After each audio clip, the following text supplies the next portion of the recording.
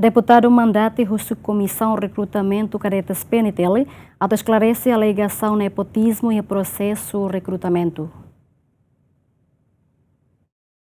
Público inclui candidato cadetes FON Sira lamenta o resultado teste recrutamento cadetes FON período tina Rihon Rua Ronolo Resen Lima também ia membro PNTL Barak Neon inclui comissário Neon passa roto ia teste físico mas que balon la prensa requisitos teste físico no cadete balon valor bot ia teste Sira mas bela passa ba teste saúde no nem Sira considera comissão la transparente no halo familiarismo e processo recrutamento rolamentação ne deputado membro Comissão B deve tratar assunto negócio estrangeiro no defesa e segurança. David Mandati exige Comissão de Recrutamento a torralo esclarecimento também acto nepotismo hanesan crime ida.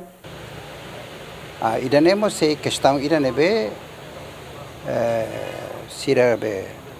responsável sira ne tem que responder galai ou lo qual é hanesane de repente de fala hanesane tem que a explicação nema que tem que legal conforme normas nebe iha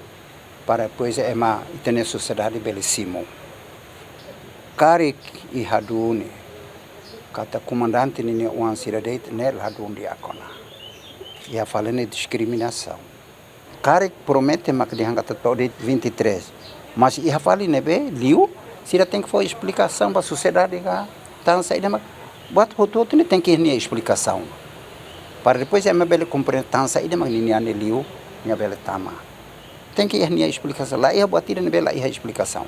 Cadetes na Limanulo hatamaona petição ba Provedoria de Direitos Humanos a torralo fiscalização e a teste cultural, físico, entrevista profissional no psicologia, candidato Hamutuk Liu Rihun Sanulo Resen Rua, husi número ne Rihun Sanulo Resen Makpasa, mas be comissão hilidate naing ato satu ir vaga na be preparado. Antes ne Ministro Interior Mos hatete comissão hili candidato naing ato sat ne baseia ba valor bot liu entre candidato sireselo na be passa. Equipa cobertura GMN.